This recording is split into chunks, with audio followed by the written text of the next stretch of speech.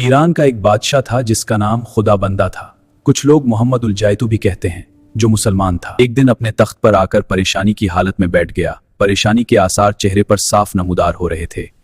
इनके बहुत ही पुराने और सीनियर तरीन वजीर ने पूछा, आलिम पना अगर जान की ईमान हो पूछ सकता हूँ बादशाह सलामत परेशान क्यों हैं? रात महल में मेरा बीवी के साथ झगड़ा हुआ और मैंने गुस्से के आलम में 3 बार उसे तलाक दे दी। ज़बानी उसे कहा है तलाक तलाक तलाक। अब सुबह उठने के बाद मुझे एहसास हुआ गलती मेरी थी, शाही खून था, जोश में आ गया। ए अल्लाह, क्या कह रहे हो? मेरी गलती थी।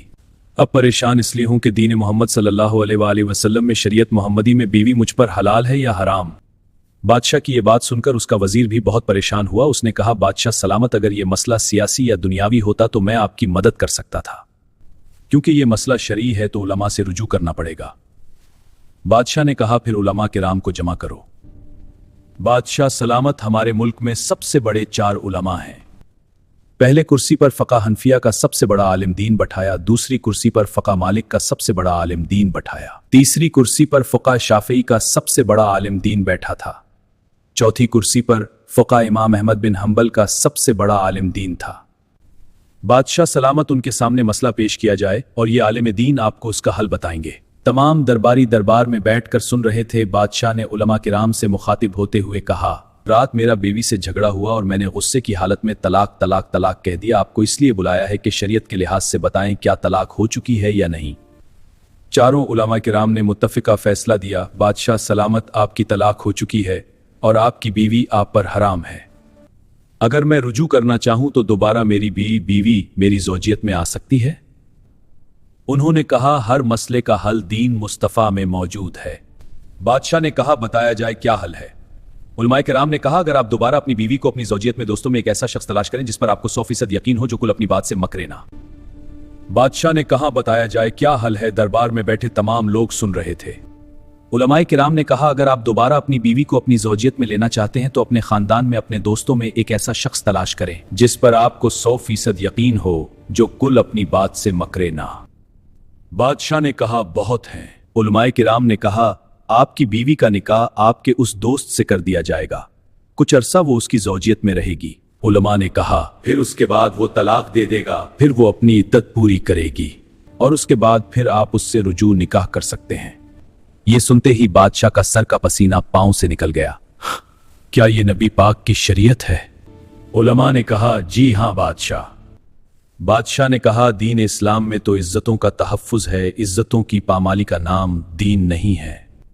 मेरी गैरत गवारा नहीं करती मेरी बीवी किसी और के निकाह में रहे। बादशाह ने कहा, दीन फितरत है, जुर्म छोटा है, मेरा सजा बहुत बड़ी है। बादशाह उनकी बातें सुनकर बहुत परेशान हुआ। बादशाह ने वजीर से कहा, इनके अलावा कोई और आलिम दीन नहीं है? वजीर ने कहा, नहीं बादशाह, ये 4 फिरकों के सबसे मोतबर उलमा किराम में ढूंढ कर लाया हूं, बाकी सब उनसे छोटे मौलवी हैं। बादशाह सलामत। बादशाह के दरबार में बैठा एक शख्स ने बोला, बादशाह सलामत, अगर मुझे बोलने की इजाजत दी जाए तो मैं बात करना चाहता हूं, आपका वजीर झूठ बोल रहा है। बादशाह ने उसकी बात सुनकर कहा, खड़े होकर जो भी बात करनी है करो। उसने कहा, बादशाह सलामत, फ़िक़ा 5 है और आपका वजीर 4 फ़िक़ा के उलमा को लेके आया है। उसने कहा कि 4 फ़क़ों की नुमाइंदगी है, 5वीं फ़क़ा के आलिम दीन को नहीं बुलाया गया। बादशाह को थोड़ी सी उम्मीद पैदा हुई है और उसने कहा, 5वीं फ़क़ा भी है? उसने कहा, जी हां बादशाह, फ़क़ा हनफी, फ़क़ा मालिकी, फ़क़ा शाफ़ई, फ़क़ा अहमद बिन हंबल के उलमा तो मौजूद थे, आपके वजीर ने फ़क़ा जाफरी के आलिम दीन को नहीं बुलाया। बादशाह ने अपने वजीर खास से कहा, तुमने फ़क़ा जाफरिया के आलिम दीन को क्यों नहीं बुलाया? वजीर ने जवाब दिया, बादशाह सलामत, मैं जानता हूं फ़क़ा जाफरिया 5वां फ़क़ा है, पर हमारे मुल्क में फ़क़ा जाफरिया का कोई आलिम दीन ही नहीं है। बादशाह ने उस बंदे से मुखातिब होकर कहा, तुम बताओ उस वक्त फ़िक़्ह जाफरिया का आलिम दीन कहाँ मिल सकता है?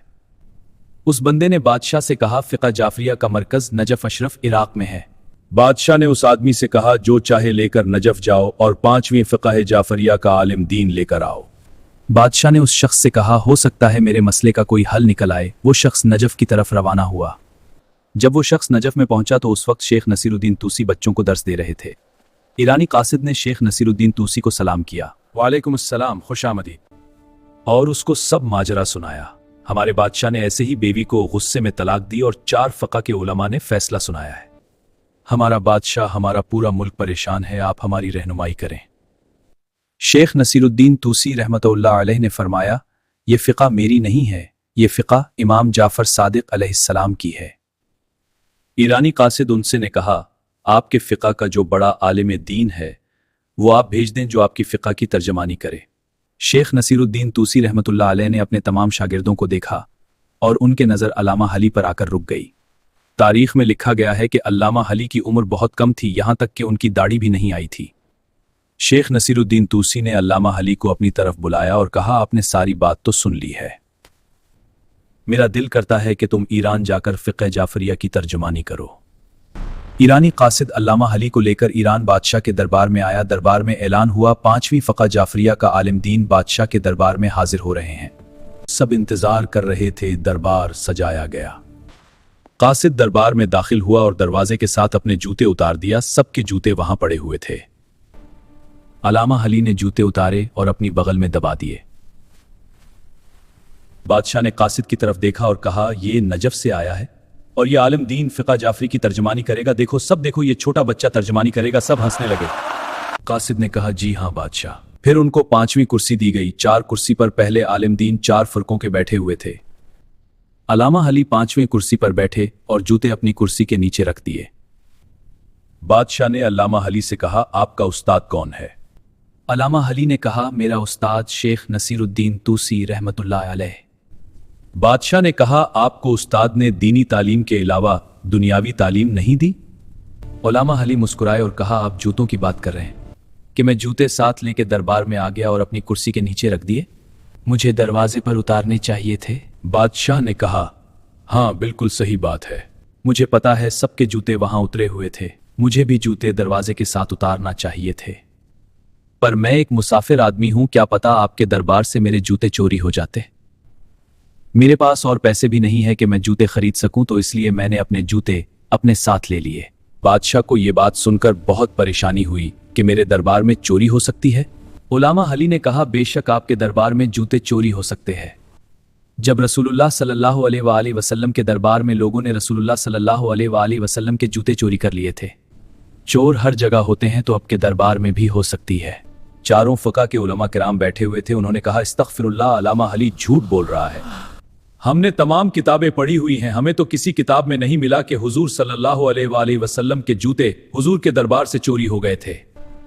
علامہ حلی نے جھوٹ بولا ہے، اس کو سزا دی جائے۔ 4 فقہ کے علماء نے کہا کہ ہم ضمانت دیتے ہیں کہ حضور صلی اللہ علیہ وآلہ وسلم کے جوتے چوری نہیں ہوئے تھے۔ ہم نے ہر فرقے کی ہر کتاب پڑھی ہے، کسی کتاب میں یہ روایت نہیں ملتی۔